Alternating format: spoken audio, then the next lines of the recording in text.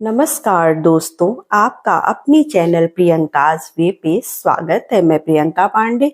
दोस्तों, कार्तिक का महीना समाप्त हो गया है। अब आएगा माघ का महीना, स्टार्ट होने वाला है, जिसको हम मार्गशीर्ष महीने के नाम से भी जानते हैं। तो इस महीने में जो गुरुवार पड़ता है, जिसमें हम भगवान विष्णु की पूजा हमेशा करते हैं, लेकिन इस गुरुवार में जो मार्गशीर्ष महीने में गुरुवार पड़ता है, इसमें हम माता लक्ष्मी की असीम कृपा प्राप्त करने के लिए व्रत किया करते हैं। तो जो लोग भी 2025 में मार्गशीर्ष महीने में गुरुवार का व्रत उठाना चाहते हैं, वो इस साल उठा सकते हैं, क्योंकि इस साल किसी तरह का मलमास खरमास नहीं लगा हुआ।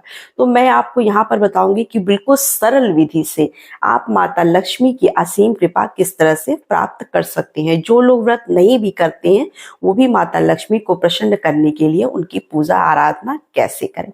तो देखिए, इस बार 2025 में मार्गशीर्ष महीने में हमें 5 गुरुवार मिल रहे हैं। 5 गुरुवार जो पहले मैं ये बता देती हूँ कि कौन कौन से गुरुवार कब आपको मिल रहे हैं। देखिए, पहला गुरुवार जो मिल रहा है वो आपका 6 तारीख को, यानी 6 नवंबर को। और दूसरा गुरुवार जो आपका मिलेगा वो 13 नवंबर को। और तीसरा गुरुवार जो आपका मिल रहा है वो 20 नवंबर को। और चौथा गुरुवार जो आपका मिल रहा है वो 27 नवंबर को। और 5वां गुरुवार जो आपका मिलेगा वो 4 दिसंबर को मिलेगा। तो कुल मिलाकर इस बार जो है वो मार्गशीर्ष महीने में आपको 5 गुरुवार इस महीने के अंदर मिल रहे हैं। तो आप इन 5 गुरुवार के दिन माता लक्ष्मी की पूजा कर सकते हैं। तो जैसे मान लीजिए, बहुत से लोग ऐसे होते हैं, उनके प्रश्न होते हैं कि मान लीजिए किसी कारणवश हम पहला गुरुवार ना कर पाए, तो क्या हम दूसरे गुरुवार से कर सकते हैं? तो जी हाँ, आप बिल्कुल कर सकती हैं। कोई ऐसा नहीं है। कोई अगर परेशानी आ गई, आप किसी कारणवश नहीं कर पाएंगे पूजा और व्रत कर रही हैं, व्रत करना चाहती है, तो आप व्रत कर सकती हैं। पूजा अन्य किसी से करवा सकती हैं या फिर कथा वगैरह सुन सकती हैं। फिर अगले गुरुवार से आप कर सकती हैं। अब इस गुरुवार के कुछ नियम होते हैं जो हमें यहाँ पर जानना बहुत जरूरी है। देखिए, हर गुरुवार में हम विष्णु जी की पूजा करते हैं, लेकिन जो मार्गशीर्ष का महीना होता है, इसमें हम माता लक्ष्मी की असीम कृपा प्राप्त करने के लिए माता लक्ष्मी की पूजा की जाती है। तो कुछ लोग माता लक्ष्मी और विष्णु जी की संयुक्त प्रतिमा के साथ पूजा करते हैं। कुछ लोग क्या करते हैं, वो कलश को ही माता लक्ष्मी का स्वरूप देकर उनकी पूजा करते हैं। उसके ऊपर नारियल चुंदरी वगैरह लगाकर उनको सुसज्जित अच्छे से सजाकर उन्हीं की पूजा करते हैं। तो हर घर में अलग अलग तरीके से इसकी पूजा की जाती है। इस पूजा में जो हम गुरुवार की पूजा माता लक्ष्मी के लिए करेंगे, उसमें हमें जो है श्री कलश की स्थापना करनी होती है। जैसा कि मैं हमेशा बताती हूँ कि दीप कलश की स्थापना भी करते हैं लोग, लेकिन देखिए, जो हम लक्ष्मी जी की पूजा हम जब भी करते हैं तो उसमें श्री कलश की स्थापना करना आवश्यक हो जाता है। सुबह सवेरे आप स्नान करके साफ स्वच्छ वस्त्र धारण कर लीजिए। पीले वस्त्र जरूर पहनिए। गुरुवार का दिन है तो आपको पीला वस्त्र जरूर पहनना चाहिए।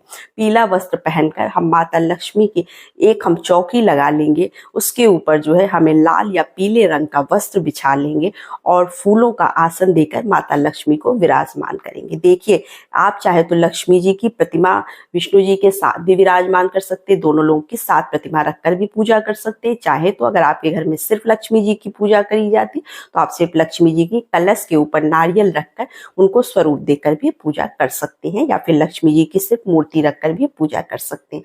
तो आप यहाँ जैसे होता आप उस तरह से करिएगा। अब यहाँ पर हमें श्री कलश बनाना है, तो श्री कलश में एक तांबे का लोटा ले लेंगे, उसके ऊपर एक स्वास्तिक बना लीजिएगा। कंठ पर आपको मौली लपेट लेना है।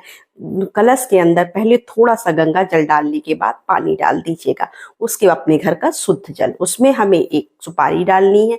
खड़ा आपको हल्दी डालना है, अगर नहीं है तो पाउडर वाली हल्दी का इस्तेमाल भी कर सकते हैं। थोड़े से चावल, पुष्प, श्री यंत्र डालकर आप कलश की स्थापना करेंगे। उसके ऊपर चावल रखेंगे, एक दीपक जलाकर, नारियल रखकर कलश की स्थापना करेंगे, आम के पत्ते लगाकर। अगर आपके यहाँ दहलीज पूजन की जाता है तो आप सुबह सवेरे जो है दहलीज पूजन जरूर कर लीजिएगा। माता के चरण बना लीजिए। वहां पर रंगोली बनाकर, जैसे दीपावली में हम माता के चरण बनाकर रंगोली बनाते हैं और कलश रखकर, चावल रखकर, उसके अंदर हल्दी वगैरह डालकर और जो है दीपक जलाते हैं। इस तरह से हम दहलीज पूजन भी करते हैं इस दिन। तो बहुत लोगों क्या किया जाता है, बहुत लोग क्या सीधे वो पूजा ही करते हैं।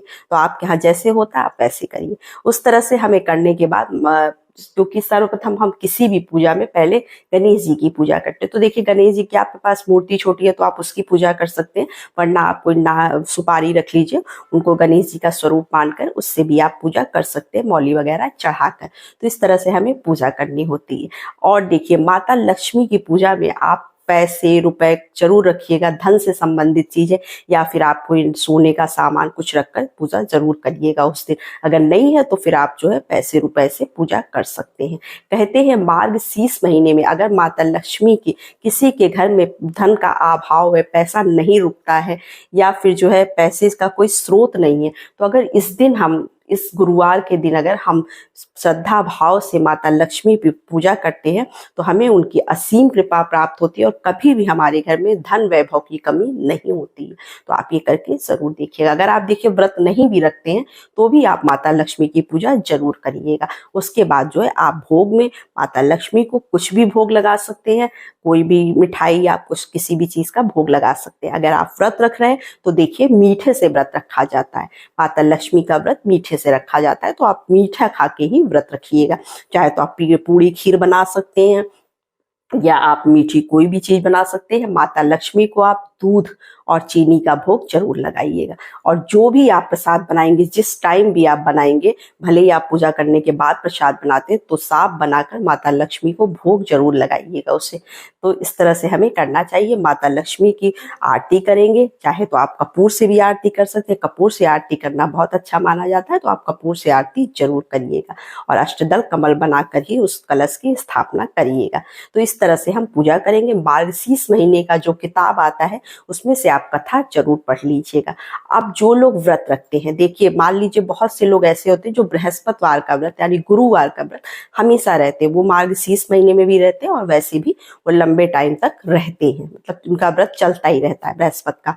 तो वो क्या करेंगे, क्योंकि बृहस्पतिवार के व्रत में जब हम विष्णु जी का व्रत करते हैं तो उसमें हम क्या करते हैं, केले का त्याग कर देते हैं। केला हमें नहीं खाना होता है, तो हम केला नहीं खाते हैं, केले के वृक्ष की पूजा करते हैं, इस तरह की चीजें करते हैं।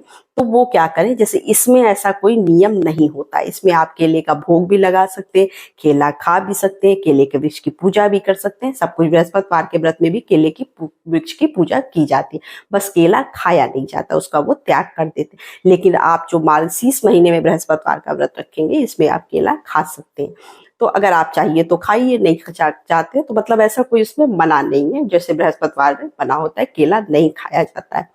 तो ये कुछ नियम है जो हमें जिसका पालन करना चाहिए। और जो लोग देखिए बृहस्पतिवार का व्रत रखते हैं वो शाम को जल्दी ही घर आ जाएंगे, सूर्यास्त के बाद, मतलब घर उनको रात्रि का जो समय होता है वो उन्हें अपने घर के अंदर ही व्यतीत करना चाहिए, बहुत रात तक बाहर नहीं रहना चाहिए।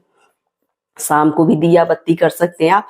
देखिए कुछ लोग जो है इसकी पूजा दिन में करते हैं, कुछ लोग शाम को करते हैं, क्योंकि माता लक्ष्मी की पूजा जो है वो अंधेरे में की जाती है। मतलब या तो आप सूर्यास्त के पहले कर लीजिए ब्रह्म मुहूर्त में, या तो फिर आप प्रदोष काल में करिए जब सूर्यास्त हो जाता है तब। तो आपकी इच्छा है, आप सुबह भी कर सकते हैं, शाम में भी कर सकते हैं। अगर आप सुबह करते हैं तो भी आप शाम को भी दिया बाती करके पूजा करेंगे। तो ये कुछ नियम है जो हमें मार्गशीर्ष महीने में जो गुरुवार पड़ता है उसमें हमें पूजा पाठ इस तरह से करना चाहिए। और आप चाहिए तो देखिए माता लक्ष्मी के कुछ मंत्रों के जप करिए। आपके घर में अगर धन की कमी है तो आप इस तरह से अगर मार्गशीर्ष महीने में माता लक्ष्मी की पूजा आराधना करते हैं तो उनकी असीम कृपा प्राप्त होती है। तो बस यही छोटी सी वीडियो थी, छोटी सी जानकारी थी। वीडियो अच्छी लगे तो चैनल को लाइक सब्सक्राइब जरूर करिए। तो नमस्ते फ्रेंड्स, जय माता दी।